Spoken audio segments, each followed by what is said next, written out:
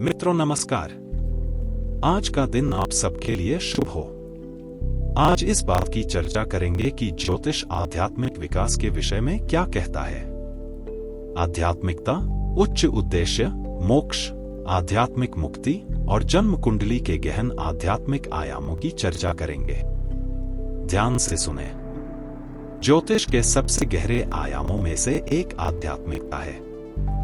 हालांकि कई लोग शुरुआत में रिश्तों, कैरियर, वित्त या जीवन की घटनाओं को समझने के लिए ज्योतिष का सहारा लेते हैं, लेकिन ज्योतिष का विकास करने वाले प्राचीन ऋषियों ने आध्यात्मिक विकास को जीवन का सर्वोच्च उद्देश्य माना था। वैदिक ज्योतिष सिखाता है कि प्रत्येक आत्मा विकास की यात्रा पर है। अनेक अनुभवों, चुनौतियों, सफलताओं, संबंधों और अनुभव के माध्यम से आत्मा धीरे धीरे ज्ञान और जागरूकता विकसित करती है।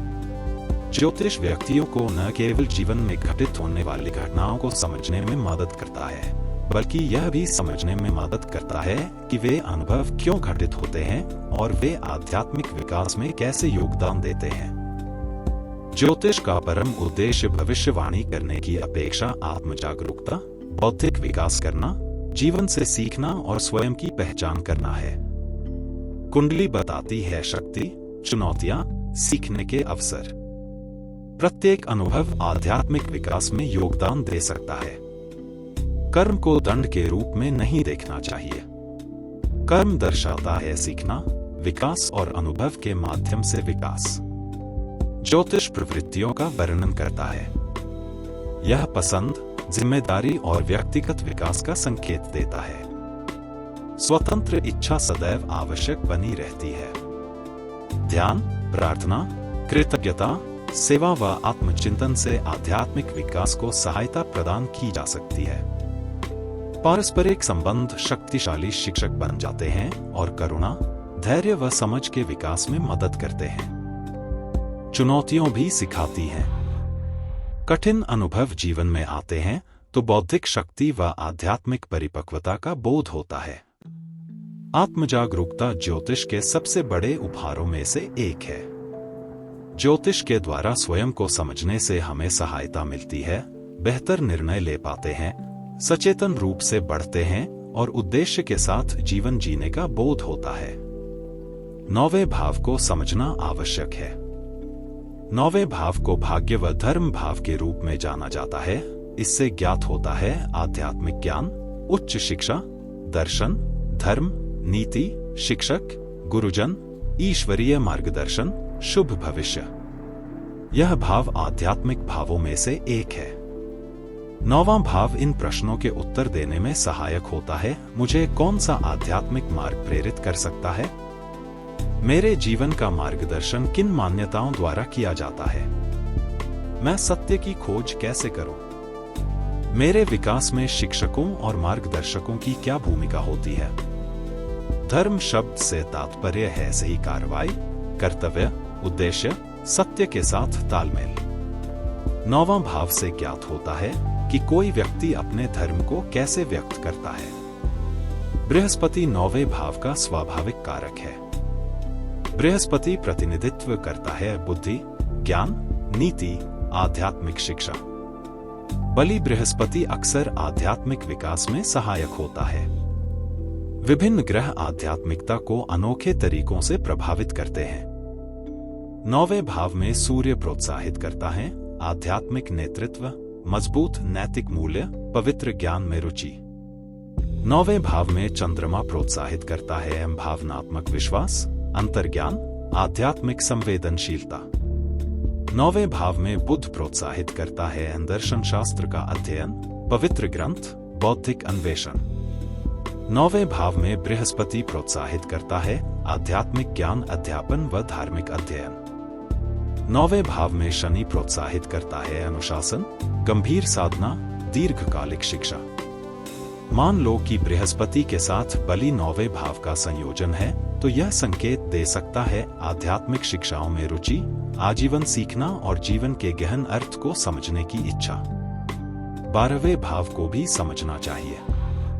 12वें भाव को व्यय भाव के रूप में जाना जाता है।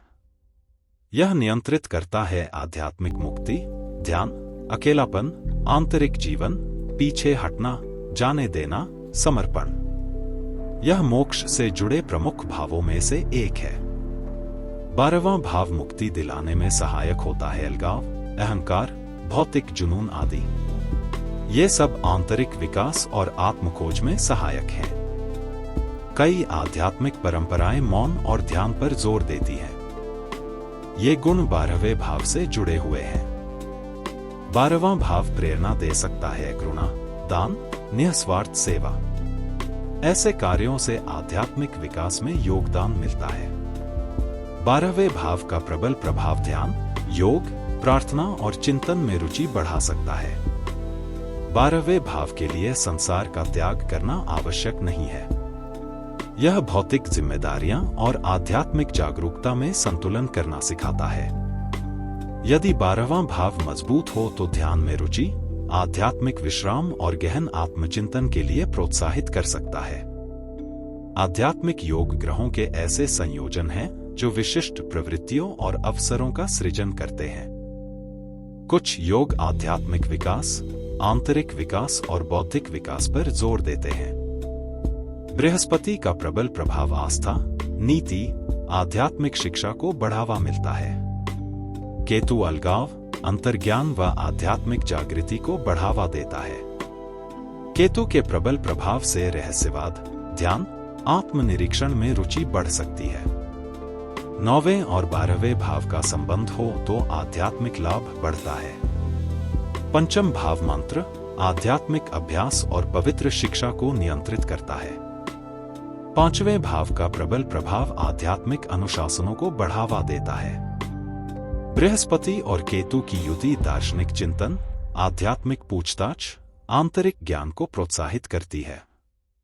मान लो किसी कुंडली में बली बृहस्पति, बली 9वें भाव और 12वें भाव के लाभकारी प्रभाव हैं, तो यह बली आध्यात्मिक रुचियों का संकेत है।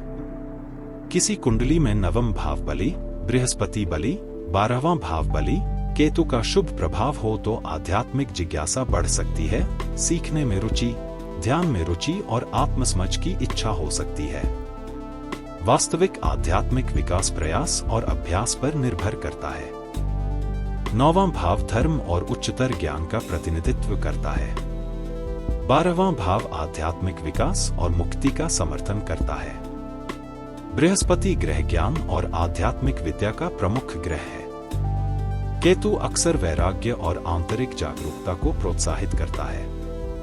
चौथा, 8वां और 12वां भाव मोक्ष के महत्वपूर्ण भाव हैं। ज्योतिष आत्मजागरूकता और विकास का एक साधन है। प्रत्येक कुंडली में स्वतंत्र इच्छा शक्ति का महत्व बना रहता है। आध्यात्मिकता में आंतरिक और बाहरी दोनों प्रकार का विकास शामिल है। ज्योतिष का सर्वोच्च उद्देश्य व्यक्तियों को स्वयं को समझने और अधिक ज्ञान, उद्देश्य और चेतना के साथ जीवन जीने में मदद करना है।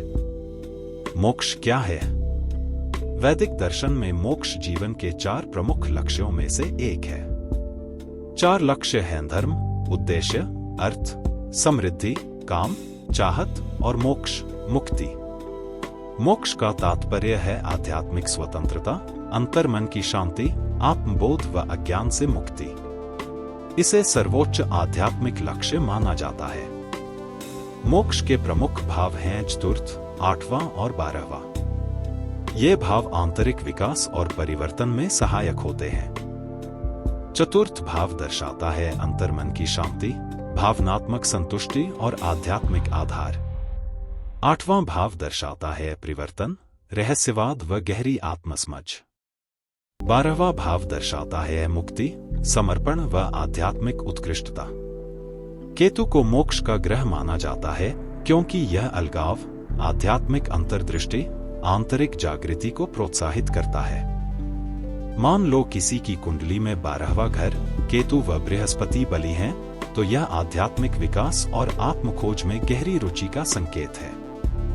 आप सब पारंपरिक ज्योतिष के बजाय परिष्कृत आध्यात्मिक मनोविज्ञान के स्रोत के रूप में ज्योतिष को ग्रहण करें, जिससे आप अपने जीवन में सरल बातों द्वारा एक नया परिवर्तन ला पाएं और अपने जीवन में शारीरिक व आध्यात्मिक स्वास्थ्य बढ़ाकर अपने जीवन को खुशियों से भर पाएं। समय समय पर वीडियो द्वारा आप सबका मार्गदर्शन करते रहेंगे। हरि ओम। ईश्वर आपको सुपथ प्रदान करे, यही आशीष है। यदि आपने अभी तक हमारे चैनल को सब्सक्राइब नहीं किया है तो अवश्य करें, जिससे आपको अनेक उपयोगी वीडियो देखने को मिले।